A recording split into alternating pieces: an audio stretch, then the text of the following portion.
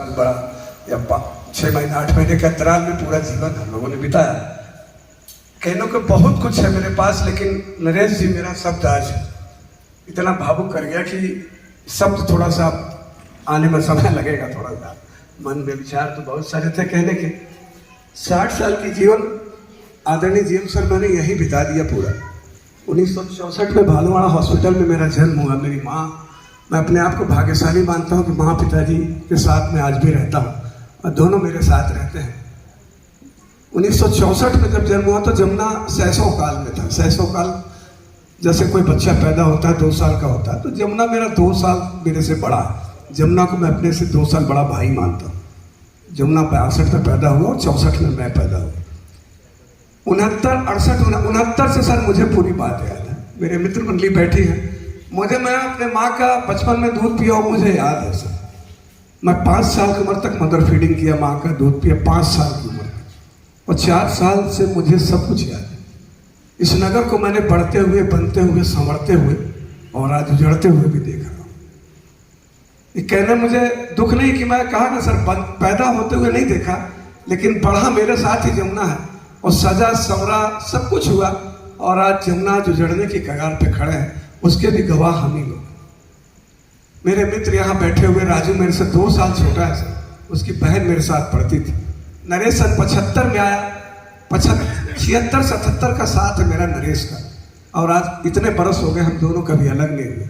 संजय सिंह 84 में जमुना आए, 84 से संजय सिंह से साथ है हमारा, 83-84 में जमुना आए। बाकी हमारे विजय सिंह जी के पिताजी को मैं बचपन से जानता हूँ, विजय सिंह को नहीं जानता था। विजय सिंह दोबारा लौट के आए तो जाना, उनके फादर यहाँ एम्प्लॉय थे, चले गए फिर लौट के आए। बादल राज ज़्यादा जवानी में यहाँ पर आए, फुटबॉल के बड़े अच्छे खिलाड़ी हुआ करते थे, अच्छे शरीर के मालिक थे, आज भी हैं। उन समय का साथ है। अवधेश तो हमारे बच्चे के जैसा है। हसमत जी हम लोग साथ में फुटबॉल खेले। मिलन भी हमसे छोटा है, कमल भान भैया भी हमसे छोटे, बैकुंठ राय भैया, एक समय के अंतराल हमसे सब जुड़ते चले गए। इस जमुना के अंदर अनेक मैं थोड़ा कुछ शेयर करूंगा सर। अनपढ़ों की नगरी हुआ करती थी 1967, 68, 70 के दशक में। कब कहाँ गोली चल जाएगा, कब कहाँ कोई किसी को चाकू मार के चला जाएगा, उस स्थिति को भी मैंने जमुना में देखा है। और आज उस स्थिति को देखता हूँ जब पढ़े लिखे लड़के तैयार होकर खड़े हो गए, अनेक क्षेत्रों में अपनी उपस्थिति, मजबूत उपस्थिति दर्ज करा रहे हैं, तो भी नगर शोभायमान है आज की दृष्टि में। इतनी मात्र शक्तियां हमारी यहाँ बैठी हुई हैं। अधिकांश के बच्चे नहीं हैं सर, सबके बच्चे या तो कहीं बाहर नौकरी कर रहे हैं या लगभग के बच्चे बाहर पढ़ रहे हैं। इतने दिन के अनुभव में मैं अजय सर मैं एक चीज सीखा कि अगर आपका बेटा 5 लाख रुपए महीना अमेरिका में कमाता है और उसके पास फुर्सत नहीं है और घर का पास रह के 50,000 रुपये महीना कमाता है, तो मैं 50,000 रुपये को तरजीह देता हूँ। कम से कम आपका बेटा आपके पास है, आपकी निगाह में है, आपकी सेवा कर सकता है, आपके बुढ़ापे का सहारा बन सकता है, परस्पर आपकी निगाह में बेटा बहू आपका पोता सब। मैं अनेक लोगों इस नगर में देखा हूँ सर कि अपने बेटे अमेरिका में, ऑस्ट्रेलिया में नौकरी कर रहे हैं, पता चला बुढ़ापे में कोई बच्चा उसके पास नहीं। बड़े दुर्दिन जिंदगी बिताते हुए मैंने बहुत लोगों को देखा है। मेरा जीवन संघर्षपूर्ण जरूर रहा सर, लेकिन जिनके ऐसे मित्र होना सर, तो हिमालय को भी पार करना बड़ा मुश्किल काम नहीं लगता मेरे। इतने शानदार मित्रों की संख्या, तकलीफ के समय, विपत्ति के समय भी नरेश जैसा मित्र भगवान सबको दे। मैं मनाता हूँ कि जो आदमी सीना तान के मेरे साथ खड़ा रहा, पैसे से, धन से, संपत्ति से, लाखों रुपए मेरे पीछे खर्च किया। आज के डेट पे कोई 10-20 हजार किसी को देने को तैयार नहीं रहता। जैसा नरेश ने मेरे पीछे लाखों रुपए लगाया जब मैं तकलीफ के दौर में था। इस नगर के अनेक लोगों ने मेरे खाते में पैसे डाले, मुझे मुट्ठी बांध की मदद किया, मांगने नहीं आया कभी। मैं कैसे भूल जाऊं सर, मैं तकलीफ के दौर, परेशानियों के दौर में राकेश कुमार साहब का उदय हुआ। मैं सर के ऑफिस में बैठा था, गया था मिलने के लिए, तो मैं पहले जीएम से देखना शुरू किया और सर का नाम तक पढ़ा। लगा कितना लंबा अंतराल बीत गया। पहले मंडल सर से, मंडल सर जीएम थे, सर से मंडल सर से मदान सर तक का सफर। 85 में जीएम साहब की पदस्थापना हुई, 84 में हम लोग 83 में अपॉइंटमेंट हुए। इतना लंबा सफर देखते देखते बीत गया। झंडारोहण का समय आ जाता कि बचपन में माइनस से पैदल आते थे जीएम ऑफिस में, बड़ा शौक लगा करता था कि 2 फायरिंग देखने को मिला करता था वहाँ जीएम ऑफिस में, ध्वजारोहण होता था। अनेक घटनाएं जीवन की, लेकिन एक सबसे बड़ी घटना जो मैं साझा करने जा रहा हूँ राजू जी, संजय जी, नरेश जी, मिसेस को मैं बोला कि अब मैं 60 साल का होगा, रिटायर हो रहा हूं। मिसेस ने कहा कि मैं कब रिटायर हूं। उसका इकलौता एक ही शब्द था कि मैं कब रिटायर हूं। मैं कुछ उसको जवाब नहीं दिया, लेकिन मैं सोचा कि एक पत्नी जो विवाह करके आती है उसके जीवन में उस रिटायरमेंट कभी होता नहीं। पति रिटायर होकर अपने आप को बड़ा मुक्त मान लेता है कि मैं सेवा मुक्त हो गया, जीवन में इतना ये बनाया वो बनाया, ये किया, सब कुछ किया। लेकिन पत्नी के हिस्से में बाल बच्चों को पालना, बाल बच्चों की शादी की जिम्मेदारी, उसके बच्चों की जिम्मेदारी, पति कभी रिटायर नहीं होती, ऐसा मेरा। पति तो अपने आप को मुक्त मान सकता, लेकिन पत्नी अपने आप को कभी बड़ा चिंता, जब तक अपने पति के बाहों में अपनी आखिरी सांस न ले ले तो कहाँ उसको चिंता है, कभी रिटायर नहीं हो सकती। 35 साल का साथ है सर पत्नी का, अनेक संघर्षों में मेरे को रास्ता दिखाई, लड़ाई झगड़ा विवाद, ऐसा नहीं कि किसी परिवार नहीं होता, मेरे भी बहुत सारे हुए हैं, लेकिन दोनों एक दूसरे के कंधे पे सहारा देके आज यहाँ तक मेरे को पहुँचाई हुई। हर मजबूत स्थिति मेरे खड़ा की सर। बहुत सारी कमियां थी मेरे अंदर, कमियों को सुधारने का प्रयास। नरेश जैसा मित्र हमेशा गलत रास्ते पे चलता था, हमेशा टोकता था, लड़ता था मेरे से, जूझता रहता था कि क्या गलत रास्ते में जा रहा, तेरा रास्ता ये नहीं, ये रास्ता। आज जिस मुकाम पे हुआ, माननीय महाप्रबंधक महोदय अगर मेरे फेयरवेल में यहाँ पहुंचे तो मैं अपने लिए बड़ी उपलब्धि मानता हूँ। महाप्रबंधक यहाँ पहुंचे, मेरी उपलब्धि है कि मैं एक छोटा सा कर्मचारी को विदाई देने के लिए अगर महाप्रबंधक यहाँ पहुंचे तो अमर साहब जबलपुर का कार्यक्रम मेरे लिए छोड़े, मेरे निवेदन पे।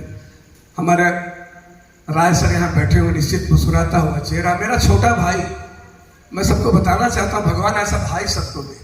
आज तक वो ये नहीं जानता कि मेरे पिताजी ने कितनी जमीन खरीदी, कभी देखने नहीं गया कितनी जमीन है। पिताजी रिटायर हुए तो ये नहीं पूछा कि भैया पापा कितना पाए, कभी नहीं पूछा कि भैया है ना तो सब कर लेंगे। आज 44-45 साल का हो गया, 45-47 साल का, लेकिन कभी जमीन की दहलीज नहीं जानता कि खेत कितना है मेरे पास, भैया है तो सब। इतना विश्वास है, उसके विश्वास को भी मैं डिगने नहीं दिया कभी। अनेक कहानियां, अनेक चीजें कहने को बहुत मन है, लेकिन मन मेरा कहता है ना कि नरेश जी ने कहते हैं शब्दों की अभिव्यक्ति सुरों के माध्यम से कर लेना बड़ा सरल काम नहीं होता।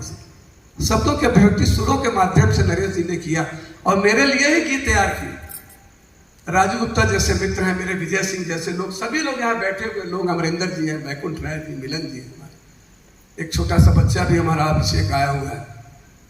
लगता है कि करने को बहुत कुछ है सर, और मैं समझता हूँ अगली पारी में समाज के क्षेत्र में बड़ा काम करूंगा सर, सामाजिक क्षेत्र में काम करूंगा। नगर के अंदर जो भी कमियां हैं, जो भी समस्याएं, उससे लड़ने के लिए समाज को अग्रिम पंक्ति में लाके खड़ा करूंगा। जो मेरा, मैं समझ सकता हूँ सामाजिक क्षेत्र मेरा प्रिय विषय रहा है सर। मैं एक दो चीज और बोल के अपनी बात खत्म करूंगा। यहाँ अनेक लोग जो रिटायर होने वाले हैं, रिटायर होने की श्रेणी में खड़े हैं, मेरी मात्र शक्तियां भी बैठी हैं। जीवन में कितना बड़ा भी घर बनाइए तिवारी जी, कितना बड़ा भी घर बना लीजिए, 5 करोड़ का घर बना लीजिए, लेकिन 2 कमरा अपना जरूर बनाइएगा। उसमें 2 कमरा अपना बनाइएगा। बेटा बहू पंख लगा के उड़े, जितना उड़ना है उड़े, लेकिन आप रात के 12 बजे अगर आप आ रहे हैं तो अपने से ताला खोल के उस कमरे में चले जाइए। आपका अपना किचन हो, अपना लेटरिन बाथरूम हो। आपका बेटे पे बोझ मत बनेगा, बहू पे बोझ कभी मत, अपना कमरा होना चाहिए। मैं देखा हूं इस नगर के अंदर सर, माँ बाप बुजुर्ग होने के बाद बाहर खटिया लग जाती है। जो आदमी उस घर को सजाया संवारा, बच्चों को शिक्षा दीक्षा दी, सब दी, एक स्थिति के बाद बुजुर्गों के खटिया बाहर लगा देते हैं। कोई इज्जत नहीं, कोई प्रतिष्ठा नहीं। मैं कहता हूं आप इतना करोड़ कमा रहे हैं, 2-4 कमरा अपने लिए बनाइए, बच्चे के लिए महल बना दीजिए, हवाई जहाज खरीद दीजिए, लेकिन अपने लिए 2 कमरा जरूर बनाइए। आपका मन है तौलिया लपेट के रहने का, तो आप तौलिया लपेट के रहिए, आपकी बहू को बाधा ना पहुंचे। अपना किचन हो, मेरा मन है कि मैं अंडे की भुर्जी खाऊं, तो अंडे की भुजिया बना लीजिए। बहू के पास समय है नहीं है, अपने लिए कीजिए। पूरा जीवन आपने समाज को दिया, अपने बच्चों को दिया, अपने बच्चियों को दिया, लेकिन एक उम्र के बाद अपनी पत्नी को देना जरूरी। मैंने पत्नी से कहा था जिस दिन सेवा मुक्त होऊंगा, मैं कहीं भी जाऊंगा तो साथ में चलना, राजनीति के क्षेत्र में भी काम करूंगा तो मेरे साथ चलना। राजू जी काम पहले से शुरू कर चुके, बेचारे पत्नी को पूरा समय देते हैं, इसके लिए मैं राजू को धन्यवाद देता हूँ, पूरा समय देता हूँ। संजय जी भी, सभी मित्र मंडली, और मैं भगवान से प्रार्थना करता हूँ सर, ये जो मेरी मित्र मंडली इसी तरह हंसते मुस्कुराते रहे सदैव और मेरे साथ रहे, दम भरने वाले लोग हैं सर, कभी निराश नहीं होने देते, कभी परेशान नहीं होने देते, हर स्थिति में, हर परिस्थिति में साथ देने वाले लोग हैं। और ऐसे हीरा मोती मिलते नहीं है, पूरा जीवन बीत जाता है जीवन बीतते बहुतों को देखा अकेलापन सर, रिटायर हो गए कोई मित्र ही नहीं, घूम रहे हैं अकेले, अंकल जी नमस्कार, कहाँ, अरे बेटा चला जा रहा हूँ, अरे एक मित्र तो बना लिए होते कम से कम, बुढ़ापे के समय साथ में चलने वाला तो हो जाता कोई, सुख दुख बांटने वाला तो हो जाता कोई। और ये सीख मैं कहना चाहता हूँ, अपनी मित्र मंडली पैदा कीजिए। कहते हैं ना कि दिल खोल के हंस लिए होते यारों के साथ, तो दिल खोलना ना पड़ता औजारों के साथ। अपने दोस्तों के साथ रहिए, मुस्कुराते रहिए, खुश रहिए, हर स्थिति में रहिए। मेरे महाप्रबंधक हैं, मेरा सीना चौड़ा है और मैं समझ सकता हूँ जब 1.5 साल पहले सर यहाँ आए थे, मेरा उनका सानिध्य हुआ था, तो मन में अनेक क्वेश्चंस थे कि क्या कैसे होंगे, क्या स्वभाव होगा, क्या खदान बड़ी परिस्थितियों में, विपरीत परिस्थितियों में माइंस की स्थिति थी। लेकिन मैं इनके साथ रह के देखा, ऐसे जीवट इंसान जिनको गुस्सा नहीं आता। महाप्रबंधक की बहुत बड़ी हस्ती होती, छोटी नहीं। हम कोलांचल के लोग हैं, कोलांचल में काम करते हैं, हमारे तनख्वाह में भी इनका साइन होता है, हमारे प्रमोशन में भी इनका साइन होता है, हमारी स्थिति परिस्थिति को अच्छा बनाने के लिए भी प्रयासरत रहते हैं। महाप्रबंधक छोटा मोटा पद नहीं, बहुत बड़ा पद है। इनके लिए एक बार मैं गांव में लड़ गया, तोमर सर, अरविंद सर थे वहां पर, मौला तुम आसान आदमी समझ लियो क्या, जीएम है जिनके सिग्नेचर से नौकरियां मिलती हैं और तुम लोग ऐसे ही बात कर लो, आपके दरवाजे पे है तो उनके मान प्रतिष्ठा रखो। बहुत विवाद हुआ, एक बार यहीं पर हो गया था, पूरे गांव के लोग बैठे हुए। जीएम साहब की कार्यशैली को मैं जो देखा, जुझारूपन इनके, जब तक उस कार्य को अंजाम नहीं दे देते बैठने के नहीं। ये सीखने के लिए हम सब लोगों को सीखना चाहिए सब चीजों से। हम लोग हताश भी हो जाते हैं, कभी निराश हो जाते हैं, नहीं होना चाहिए। हर स्थिति में मैं देखा, आज भी 6 बजे जगते हैं, 12 बजे रात सो रहे हैं।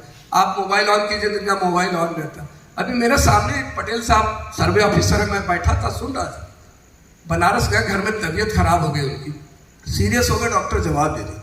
सर मेरे सामने फोन करके उनकी मिसेज बोले, हवाई जहाज से ले जाओ, 10 लाख लगेगा, 20 लाख लगेगा, मैं पेमेंट करवाऊंगा, जितना हो सकता है। कूल इंडिया का एम्प्लॉय, कहीं पीछे नहीं रहना, अपने पति की बचाओ ले जाके।